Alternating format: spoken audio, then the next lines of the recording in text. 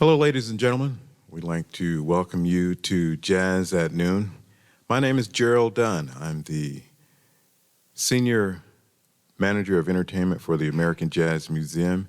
And on behalf of the Board of Directors and our Executive Director, Ms. Rashida Phillips, we'd like to welcome you to another Jazz at Noon program. Actually, this will be the last program of our Black History Month celebration, and no better way to end it out than with this wonderful cast of great musicians that we have for you today. I'd like to ask you to like and subscribe to our page. Call up all your friends and let them know that we'll be having some great entertainment for you next month celebrating Women in Jazz in March. We've got some great performances coming your way. We've got Tia Fuller coming in on the 6th of March. We have Angela Ward being featured on the Friday the 12th for Jazz at Noon. On the 13th, which is a Saturday, we'll have Denise Times coming in. This will be a wonderful concert as well. The 19th, we will have Ebony Fondren coming in doing a Nancy Wilson tribute. And on the 29th, we'll end out the Women in Jazz celebration with Lisa Henry and Sherry Purpose Hall. So you will not want to miss those performances. So please add those to your calendar. And without further ado, we'd like to actually not welcome to the stage, but we'd like to welcome these wonderful musicians to you. This is Eclipse, and joining them in just a moment will be Glenn North. Thank you so much.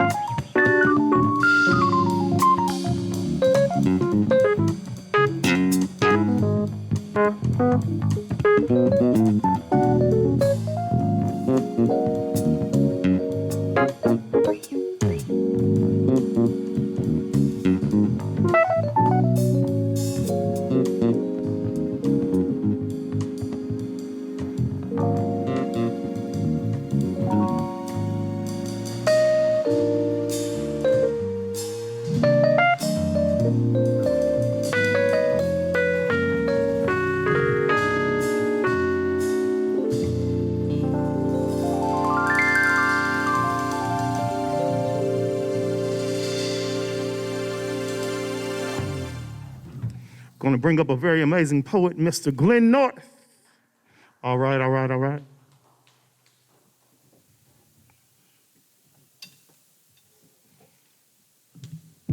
All right, so I just want to thank Gerald Dunn and the American Jazz Museum for having me here today. Also, just enjoy any opportunity I get to perform with Eclipse, these incredible musicians. So, with it being Black History Month, I wanted to share a poem that I wrote about a historical figure in Kansas City, a guy named Joseph Doc Brown, who maybe a lot of us have not heard about.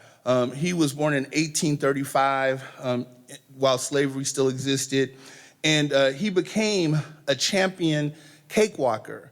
The cakewalk was a dance that enslaved people invented to make fun of their slave owners. So it was really very subversive. And he became so good at it that they even had a write-up of him in the Kansas City Star in the late 1800s when the Kansas City Star wouldn't even print the names of Black people in their obituary. So he was very much a celebrity, and this poem is inspired by him, and it's called Why Black Folks Like to Dance. It opens with a quote from Ralph Ellison. The art, the blues, the spirituals, the jazz, the dance was what we had in place of freedom. You study the darkness of my body, desiring to know the curve and the line. Whips scarred my back but never broke my spine. You implement strategies designed to steal what's inherently mine. You want to move like me, to groove like me, to boogaloo like me, but your body can't move like mine, 'cause it never needed to. I cakewalked out your slavery and you couldn't lynch my blues. You even try to dance like me, but you stuck with two left shoes. My hips undulate with a passion that shakes pine cones loose. My frame contorts in ways that Sherlock could not deduce. With every oppressor I face and throughout every abuse, my movements possess a beauty only struggle could produce. I keep it moving with the quickness, with the panther's agility. Got a Lindy hop too fast for the naked eye to see. I call my left leg Malcolm and Martin is my right. I can march the streets of Birmingham at noontime and dance all Saturday night. Never understood how you could love my music, my walk, my talk, my style, but hate me so intensely. Why am I so reviled? May not ever get the answers on this side of eternity, but one thing is for certain, I'ma keep on doing me. I'ma dance like there's no tomorrow and sing at the top of my lungs. It ain't no use in fighting when I've already won. Why black folks like to dance.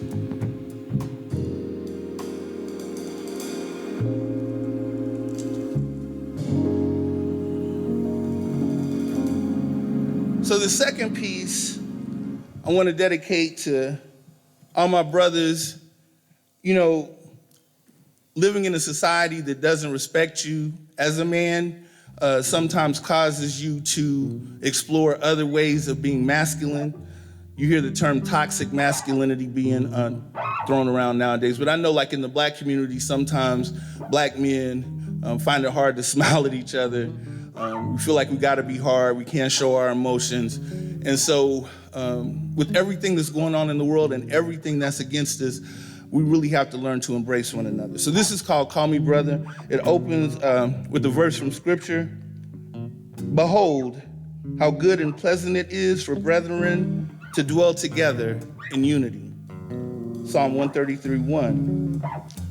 Sometimes black men need to celebrate one another, honor one another, applaud one another, love one another in a way that this world never will. Discard the hardness, the onyx exterior that oppression has forced us to wear, and embrace one another. Share one another's pain, help each other heal. I remember as a child walking the streets around 18th and Vine, headed to Cheap Charlie's for penny candy, and having the older cat smile at me and say, "What's up, young blood?" How safe that made me feel. How strong that made me feel. How do we get back to that?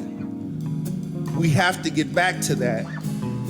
I think of the music that made this town great, the music that gave us our identity in the wake of tyranny, This thing we call jazz that brought black men together in a way nothing else could. Think Ellington and Strayhorn, Miles and Coltrane, Dizzy and Bird. Friendships forged, creating a symphony of black masculinity too loud to be ignored. Like them, we have the Mardi Gras through the scars, second line beyond the confines of white lines that attempt to define us as inhuman. Yes, we must proclaim our humanity, and we must continue to proclaim. As Erykah Badu said, if we were made in his image, then call us by our names. Call me Prince, call me warrior, call me swag, call me bling, call me priest, call me prophet, call me anointed, call me king. Call me Malcolm, call me Martin, call me Booker T or W.E.B. Call me Trayvon or Michael Brown, the way their blood calls out from the streets. Call me boss, call me brilliant, call me brash, then call my bluff. You can even call me father, cause baby daddy just ain't enough. Call me Africa. Call me 5 million ancestors haunting the floor of the Atlantic Sea. Call me love, cause when the going gets tough, brother, you can call on me.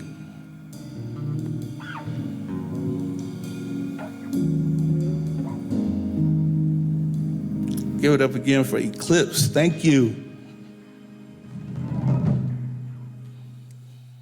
Man, I tell you, you talk about dynamic. Glenn, North. Yes, sir.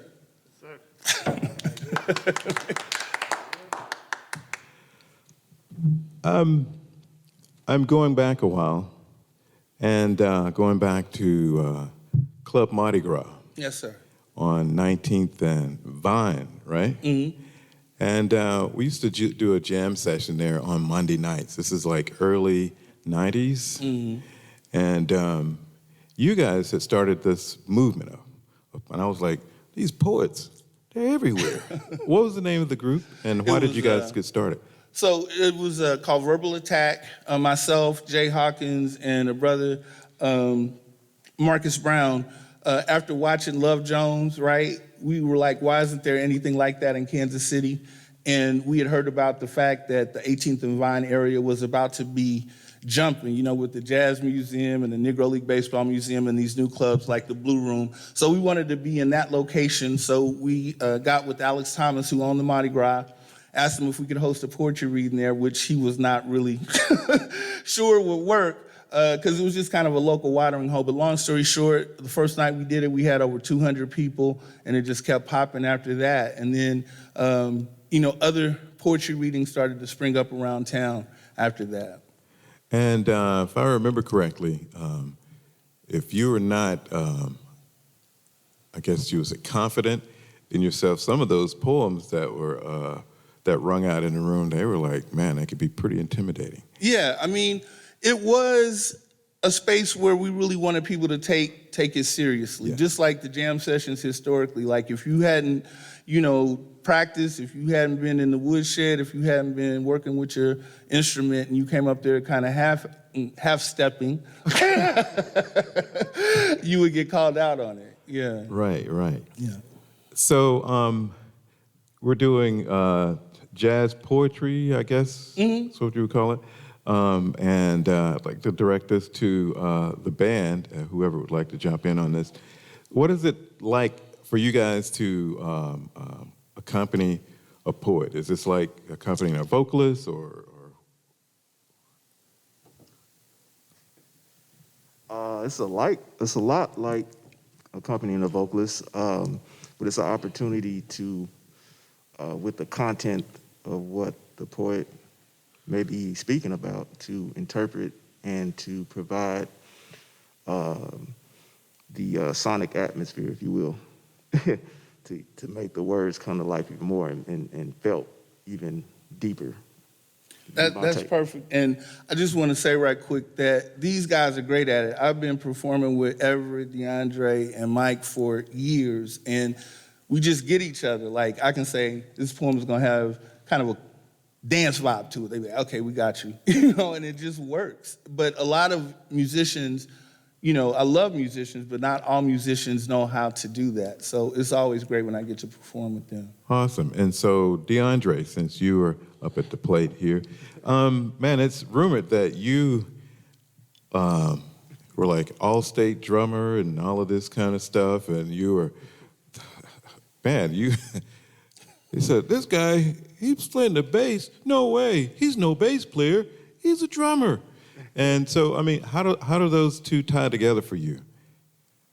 Well, one is it's all music, and it's all a drum to me, and it's all melody, and believe it or not, on drums you can provide harmony too, if you approach it musically. But it's all the same for me. I love each instrument. It's just a tool to express.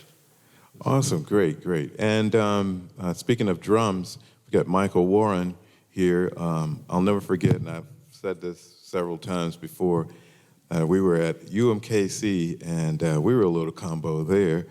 And Mike and Marquel Jordan and Myron Brim, these guys were at a combo at KU. That's right. And they came over, and we were like, man, yeah, they're not gonna be as hip as we are. We're gonna be killing them.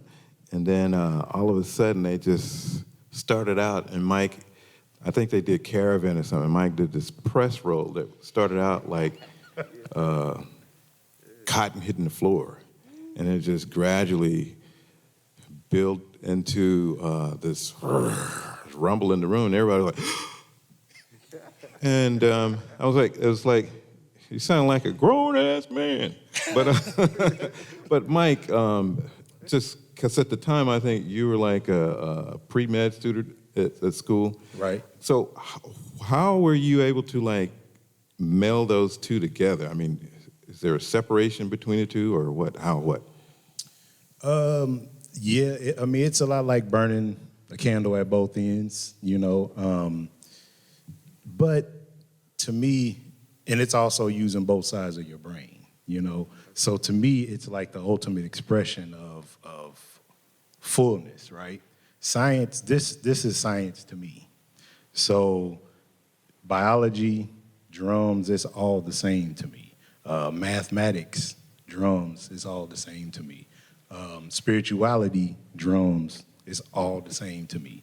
So as long as you're a full human, or you're trying to be one, it's all relevant, and each thing leads down paths to another thing, and they all relate to me. So, yeah, it was interesting, but music has always been my sanity and my release from all of the mundane academic stuff that you do. Whenever I could go to the jazz room in the jazz band and sit down and play that music, that centers and calms me, and has always been my sanity in this crazy world. So, yeah, absolutely. All right. Wow. Thanks, Mike. And moving over to Everett Lee Freeman Jr.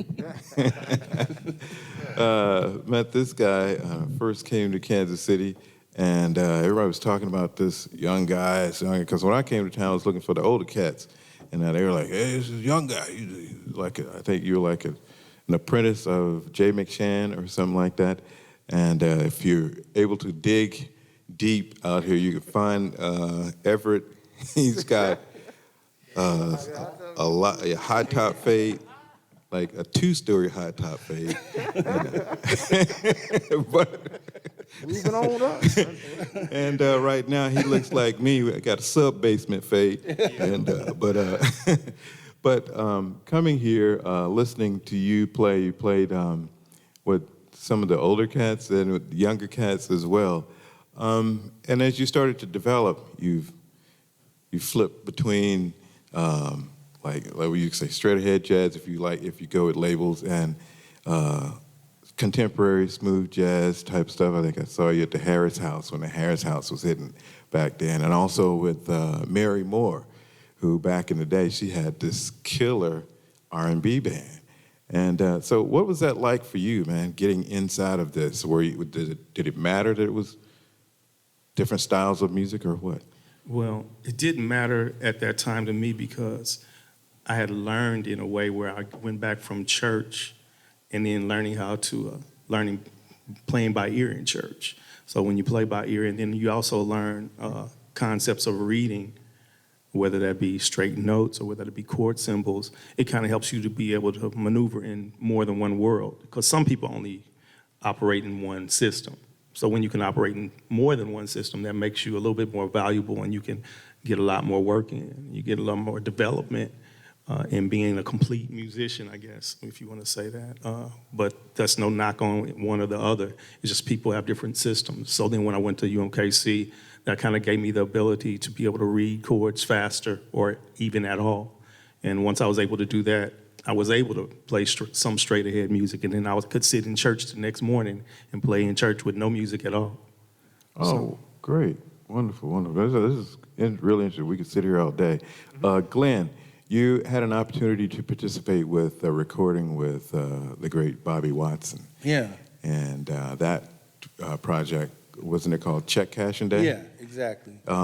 Tell us a little bit about that experience, and then we'd like to get back to the performances as well. First of all, shout out to you, Gerald, for giving me my first opportunity to record a poem with the Jazz Disciples on Out of the Comfort Zone. So I'm going to share the poem that I wrote for that later on. But working with Bobby Watson was an incredible experience. Check Cashing Day was a project to commemorate the 50th anniversary of the March on Washington.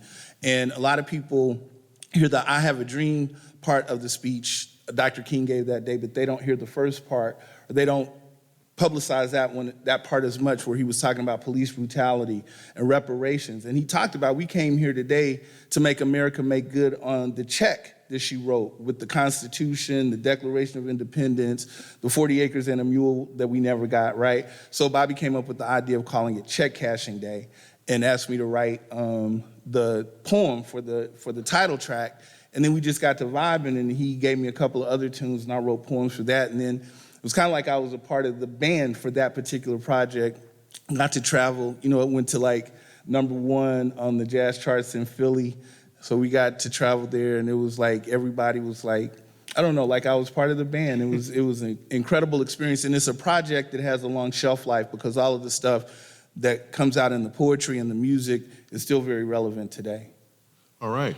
Well, I tell you, really like to thank you guys for allowing us this time to get a chance to know you more, and I'm sure that our viewers are more enlightened for this experience as well. But I'd like to get back to the entertainment here, and you guys take it away.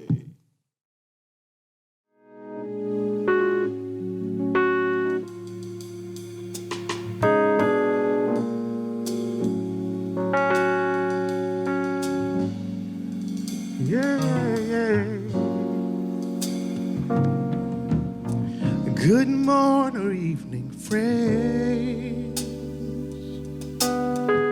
I'm your friendly announcer. I have serious news to pass on to everybody. What I'm about to say could mean the world's disaster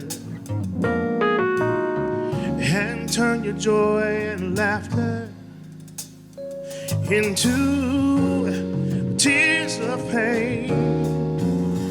Don't you know love's in need of love today?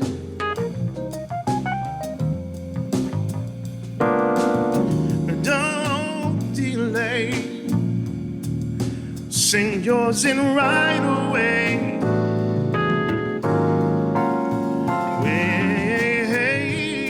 Waves going round, breaking many hearts. You got to stop it, please, before it's gone too far.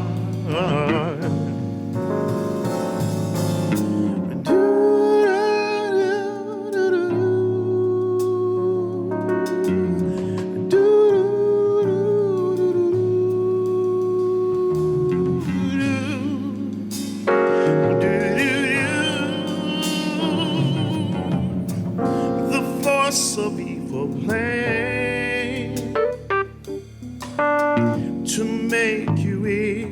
possession, and it will if you let it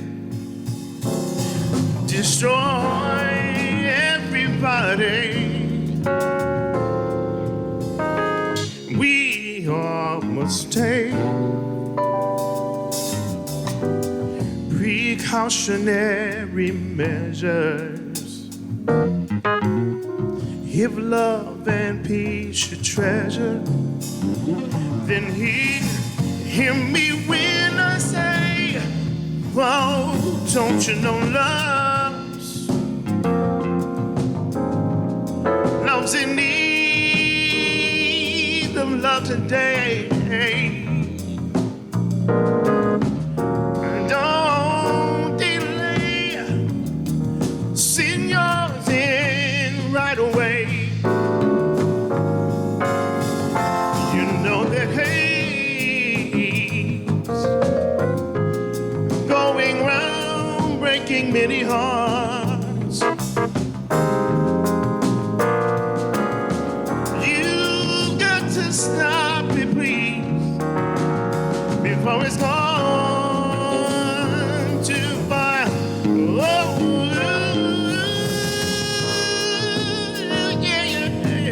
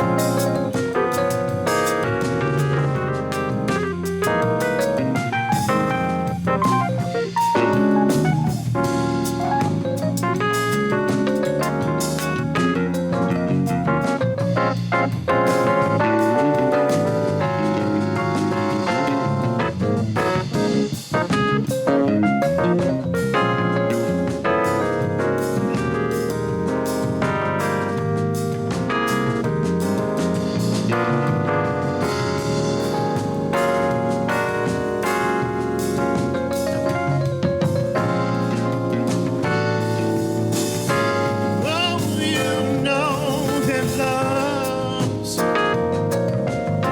in need of love today. Oh, don't delay. Send yours in right away. Oh, you know that he's going round breaking many hearts, yeah.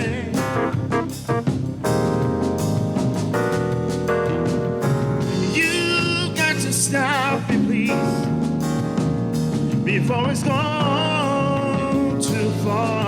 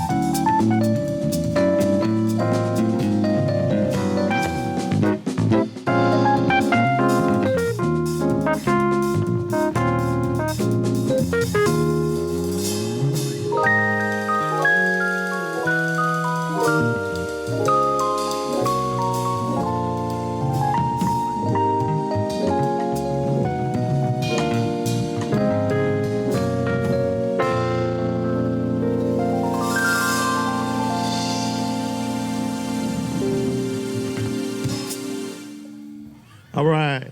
Now we're going to bring up Mr. Glenn North to do another poem. Do a revival, I think that's what he's going to do next. As I mentioned before, this is the first poem I ever recorded with the Jazz Disciples, and it's a poem about that time in the mid-'90s when all the excitement about bringing the energy to the 18th and Vine area was just the buzz, right? You know, Kansas City was an epicenter for jazz music in the 1920s, 30s, 40s, even the 50s. There were over 200 jazz clubs between here, well, in the greater Kansas City area, but the largest concentration of them were between 18th and 12th Street. So this area was just always hopping. And so thinking about all of that, I wrote this poem. And then, of course, Gerald asked me to kind of participate on the Out of the Comfort Zone project. And this is called Revival. There is a place where parched lips kiss warped reeds and cramped fingers stroke strings and keys, filling the air with melodies. And resurrected rhapsodies capture the cadence of ancient chants, where shackles are removed and our ancestors dance in anticipation of liberty. And every note that's played is dedicated to their memory. There is a place where each heartache and every sharp pain can be soothed and smoothed by medicinal refrain. The story of King David makes it plain. And it came to pass that when the evil spirit from God was upon Saul, that David took a harp and played with his hand. So Saul was refreshed and was well, and the evil spirit departed from him. You see, this divinely inspired requiem came forth from a glorious past, and although it defies description, we choose to call it jazz. And ever since this magical music has emerged from space and time, it has found a permanent residence on 9+9 and Vine. Someday soon, you'll travel there to escape from cell phones and emails and faxes, from being overworked and underpaid and paying too many taxes. This is the place where even struggle kicks off his shoes and relaxes, and the only war that will ever take place is the battle of the saxes. This is the place where jazz is served up as a sensual delight, and it smells like grandmother's chitlins because she always cooks them just right. And it tastes like the peach cobbler she bakes that gets better with every bite. And it feels like love's very first kiss shared in the soft moonlight. And it looks like Susanna Jones when she wears that red dress. Lord, what a beautiful sight. And it sounds like the jazz disciples cool on a blue Monday night, or like Gabriel's trump at the rapture just before we take flight. So, these ministers of music are awaiting your arrival, wanting to provide you with orchestral comfort as you witness the revival, because jazz, like matter, can't be destroyed, it only changes forms. And the historic intersection of 18th and Vine is where jazz will be reborn. Then we will cherish this noble noise and glow in the cool of its heat as the caramel-coated cacophony provides a sonically hypnotic beat that can only ever be heard through the tapping soles of the feet. And as willing slaves to the rhythm, our freedom will be complete.